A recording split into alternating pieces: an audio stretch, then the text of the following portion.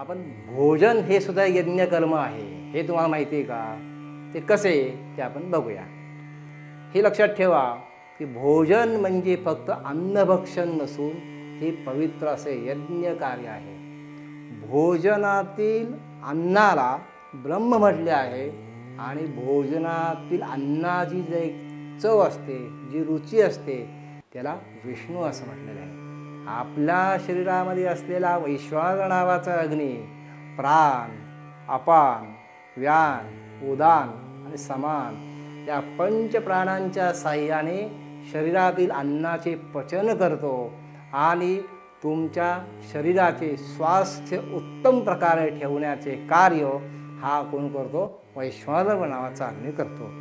आता हे जास्तीत जास्त शरीर निरोगी ठेवण्यासाठी अन्नसेवन हे सुद्धा चांगले असले पाहिजे.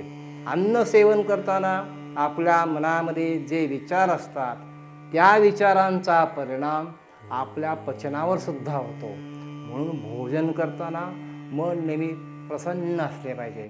भोजन करताना मनामध्ये चिडचिड असेल, द्वेष असेल, मत्सर असेल, आरडाओरडा असेल, भांडणं असेल तर त्याचा विपरीत परिणाम आपल्या अन्न पचनावरती होतो. म्हणून अन्न हे जास्तीत जास्त सात्विक अन्न चे पचन हे जास्तीत जास्त परिणामकारक होण्यासाठी आपले भोजन कार्य अत्यंत सात्विक आणि प्रसन्नदायक असले पाहिजे.